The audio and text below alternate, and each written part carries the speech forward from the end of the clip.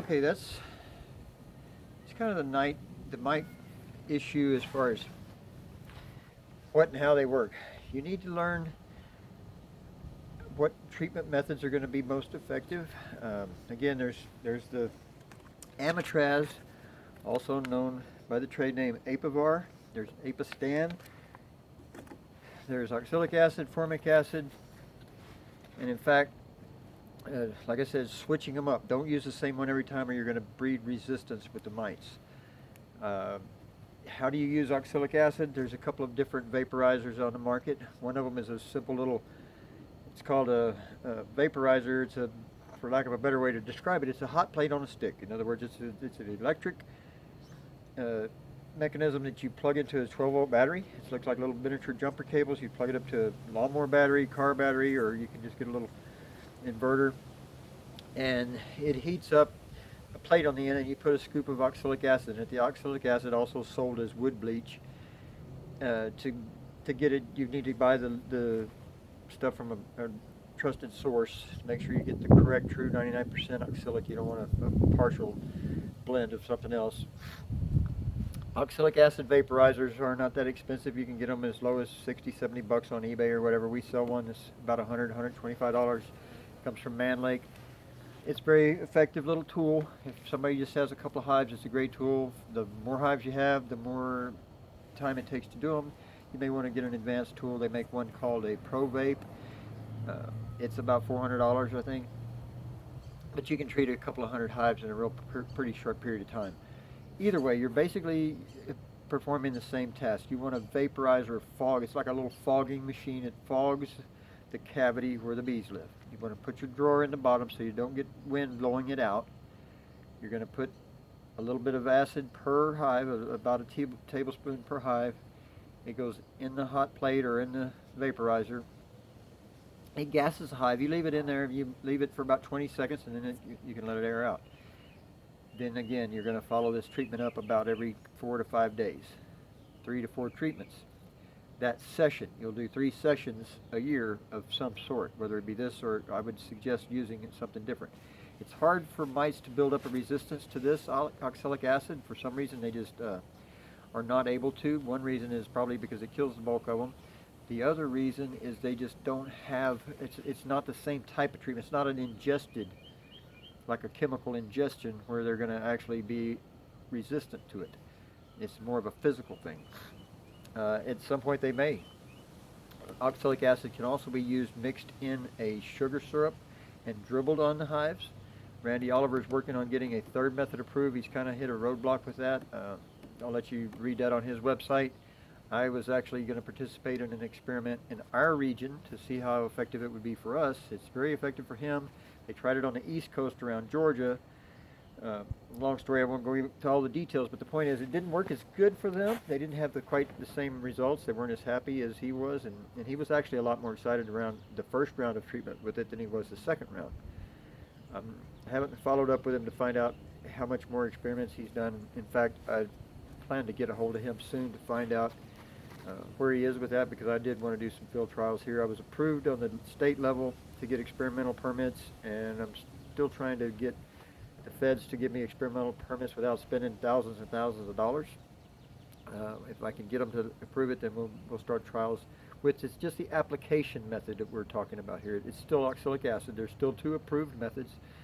This is just something that the commercial guys could use, and it's a one-time application, much like these strips. You put it in and you leave it. You don't have to do a follow-up every 7 days or 5 days. That's why we would like to be able to use that method. With that said, enough about that particular treatment. There's other treatments out there. Research, do a little homework, and mix them up. Don't do the same one every time. Okay, that's your mite treatments. Your mites, those are going to be a problem if you don't do something about it. There's some diseases out there. There's some really nasty one called foul brood. There's 2 types of foul brood. As the name implies, the brood smells. It becomes rotten and dies, and it has a very bad odor. One of them, they say, smells like dirty feet, which I've never actually experienced it in person. There's some telltale signs, so you know. If you, again, go back to our education page of our website, or you can just Google Randy Oliver has a lot of information on his website. Dr. Jamie Ellis out of the University of Florida has some really nice short video clips. I've got links to those videos on our website. I need to check them periodically. Sometimes they change their website and addresses change. So if you run into a dead end on anything on our website like that, anything that I've linked from another source, just go back and look at the title, and you can usually Google it and find a corrected version. If I don't always have time to follow up and make sure all those links stay hot. But the point is, Dr. Jamie Ellis has some really nice videos about some of the different diseases that you may at some point encounter. Hopefully you never do. I very rarely see anything. There's one that's not extremely common, but it does happen occasionally, and I have seen it in person. It's called chalk brood. And as the name implies, the brood would be chalky and chalky to look at. When you're inspecting a colony, you want those brood frames out so you can see. Don't want to do it on a cold day. You need to be in the 70s. 65 to 70 degrees would be the lowest I would want to go. 80 degrees and above, you can do anything in the hive. Pretty much take these out and set them down. They're not going to chill the amount of time they're going to be out. Brood nest temperatures, again, need to be about 95 degrees, and you don't want to get under that, or you're going to possibly experience some problems by chilling or hurting your brood. Go back to my website's education page, and there's some Excel spreadsheet files you can download. One of them's by Jerry Freeman. The spreadsheet's actually not. I think I kind of hybridized a PDF file and used his. He's got a really nice, handy little hive inspection checklist. It's great for beginners. It helps you learn what to look for. One of the things would be diseases. You want to see your brood. These little white larvae need to be pretty and white and shiny and glistening. You do not want to see them dry. You don't want to see them yellow. You don't want them discolored. If there's anything discolored or funny smelling, pull a frame of brood out when it's healthy and smell it. Get familiar with what it should look and smell like. And that way, when you go back out to your hive and you're checking it, it only takes a couple of minutes. You can look at it. Look at the cappings of the brood. If there's anything odd about the cappings, if they're sunken or if there's holes in them, get a little better read. Get your hive tool out and do some pecking and poking. In fact, if you notice anything odd or peculiar, before you go to the next hive, take your hive tool and get you some alcohol wipes if you can find them. Again, this is hard times, but get something like this and disinfect it. Wipe down the hive tool. Don't contaminate the next hive if you have more than one hive. Disinfect them.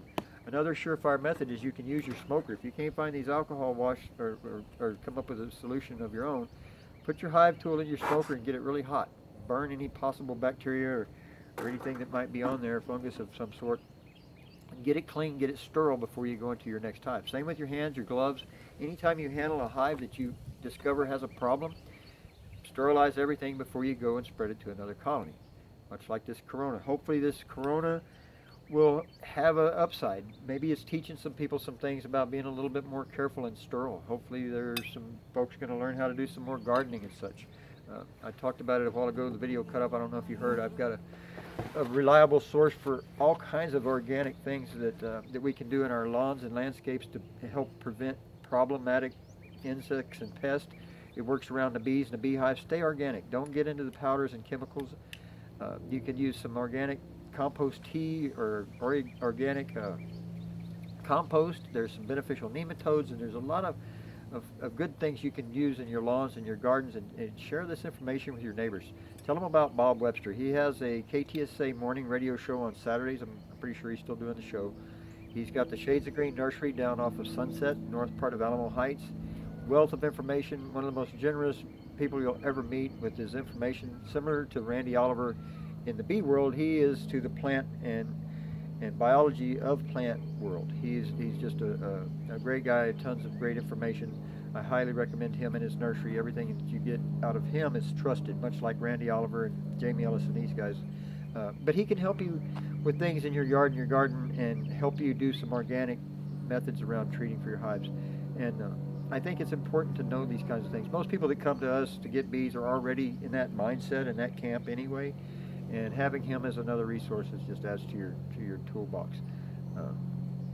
With that said, let me talk a little bit about honey, harvest, production, that sort of thing. If you want honey from your hives, you need strong hives. If you have a flow hive, put those flow frames in the garage until your hive's full and booming, a couple of deep boxes full of bees, or they won't have the capacity to fill those flow frames up to any value to you.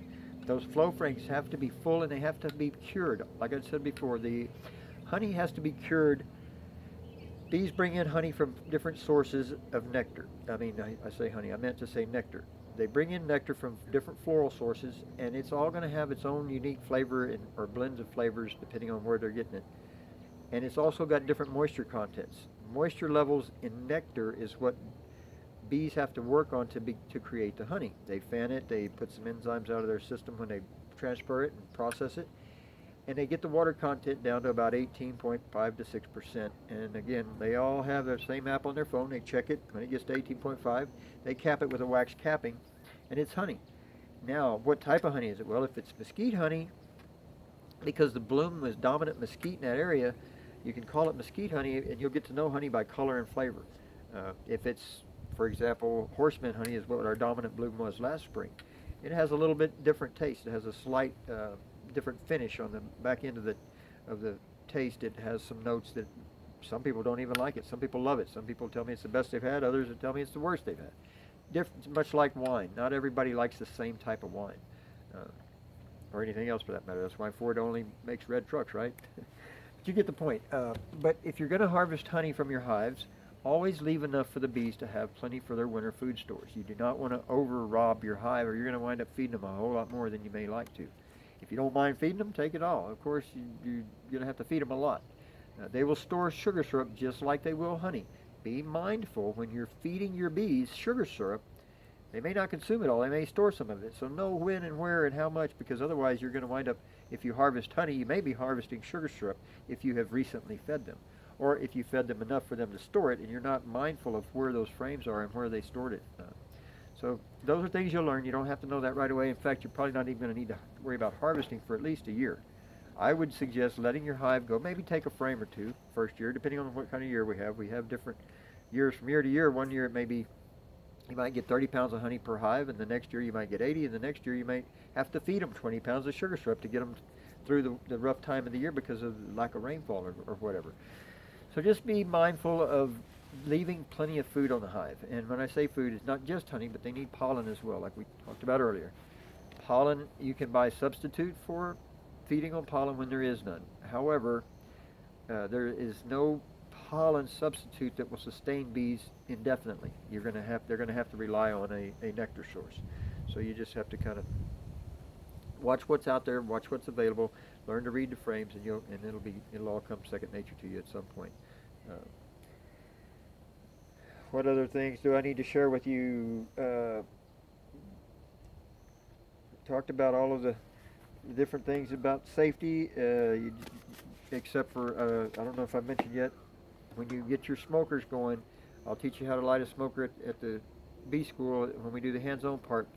But be mindful of your environment. If it's a dry year, a smoker can spit sparks out and start a grass fire in a heartbeat. Keep a small fire extinguisher handy. Get one of the little small fire extinguishers from Walmart, or you can order them online. Have one of those in your truck or your toolbox or wherever you are, wherever you're doing your smoking. If your smoker is too hot, you're going to singe bees' little wings. They're delicate. They're susceptible to hot temperatures. You don't want a flamethrower. You want a smoker, a nice cool smoke, kind of like the baby bottle trick when you're going to feed a baby. If you warm up the bottle, if you can squirt a little bit of milk on your arm and it doesn't burn you, then it's probably safe to give it to the baby. The same applies with your smoker with the bees. If you smoke your arm and it burns, it's too hot to put in your beehive, get your smoker going, put some more fuel in it. If it starts to run out of fuel, it'll usually start throwing some sparks out. Again, you don't want a flamethrower. You want a nice, cool, heavy smoke. When it runs low, refill it. Most of the time, folks that just one or two hives aren't going to necessarily need a heavy smoke, a full smoker, but depending on what you do and how far you go down the bee trail, and you may be like me and you get addicted, and next thing you know, you have 1,500 hives. So it's hard to say. You just have to kind of use common sense when it comes to those kind of things. I don't feel like I have to tell everybody that, but it's a friendly reminder. It's keep yourself and your neighbors and everybody safe, and you'll enjoy bees for many years to come. If you have any questions, please write them down. Don't forget to share them with us in the group session of our interactive chat. We're going to try to do that maybe Thursday night, Friday night. Maybe we'll do this a weekly thing. Years ago we had a website called TX Outdoors. Me and another guy put on different chats. Once a week we'd do one night we'd be do fishing, another night we'd do hunting, and try to help the youngsters learn how to do some outdoor activity, and maybe we can make something kind of like that out of the bees, out of the bee website. So anyway, enjoy your bees, and we appreciate your business, appreciate you wanting to learn more about bees and taking the time to watch the videos. Hopefully you got something out of it, and you can carry it forward. I hope this has been useful, and we'll see you Saturday or Sunday. Thanks.